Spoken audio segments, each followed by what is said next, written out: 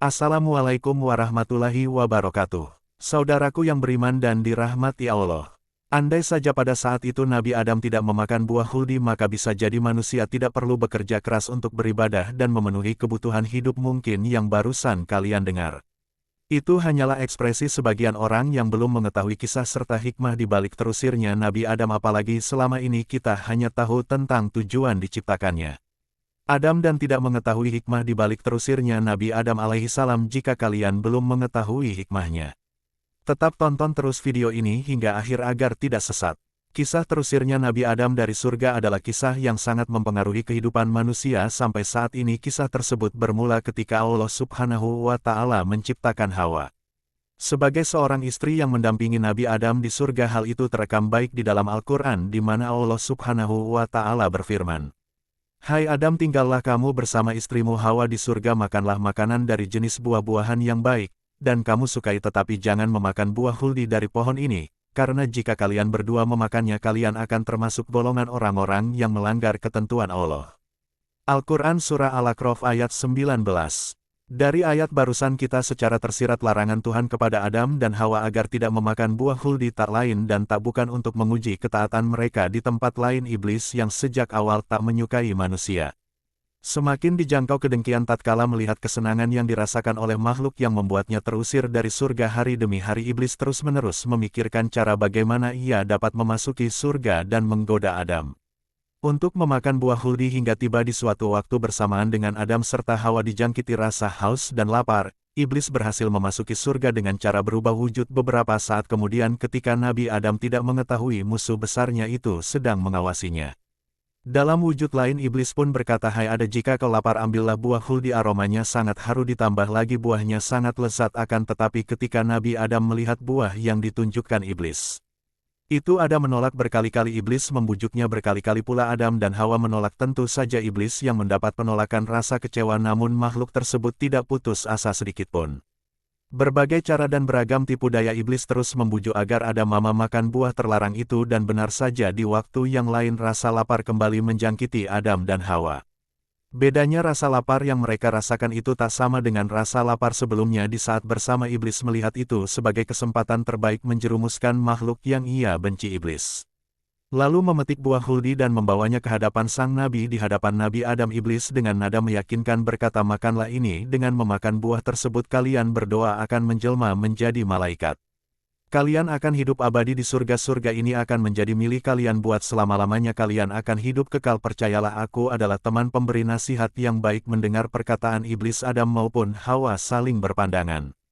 Perlahan nafsu mulai menguasai keduanya dan tergiur untuk memakan buah tersebut. "Ambillah, makanlah," desain ibu Adam. Ragu-ragu tapi dirinya sudah tidak menolak yang sudah terperdaya dan larangan Allah saat itu sudah tidak lagi diingatnya. "Ambillah, makanlah," iblis atau menyodorkan buah itu kepada Hawa walaupun ragu.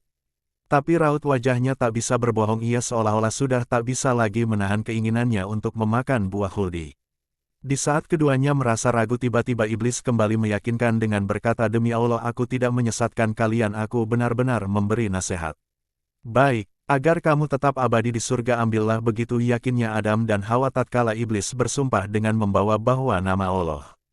Karena itu Hawa pun mengambil dan memakan buah terlarang, begitupun Nabi Adam alaihissalam. Akan tetapi begitu terkejutnya Adam dan Hawa tatkala buah itu sudah melewati tenggorokannya. Pakaiannya mereka gunakan tersingkap dan dengan perasaan malu keduanya saling menutupi auratnya. Kejadian itu membuat mereka sadar bahwa mereka telah diperdaya oleh iblis.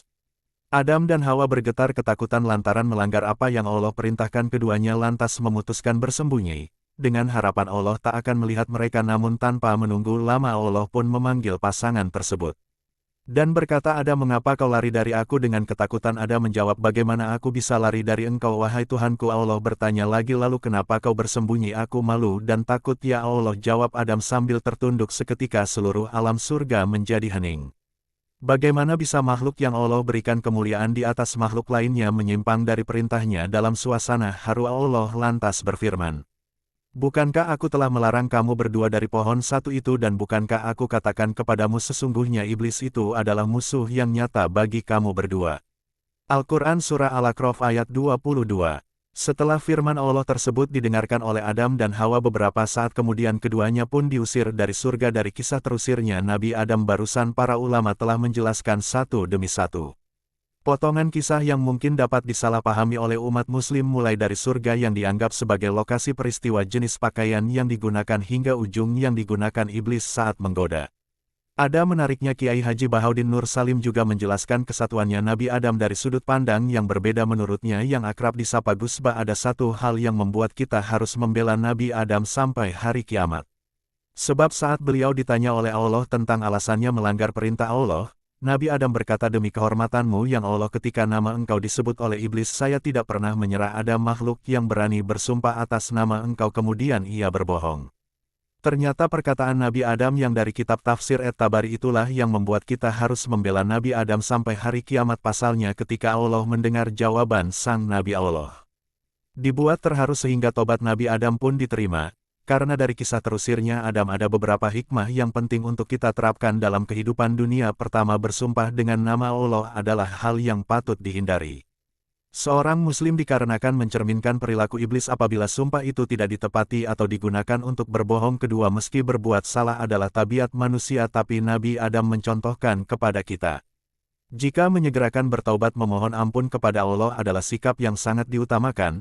Terakhir, selama dunia masih berputar, iblis dan bala tentaranya akan senantiasa menggoda manusia, dengan berbagai cara, entah itu melalui harta, tahta, wanita, bahkan keabadian.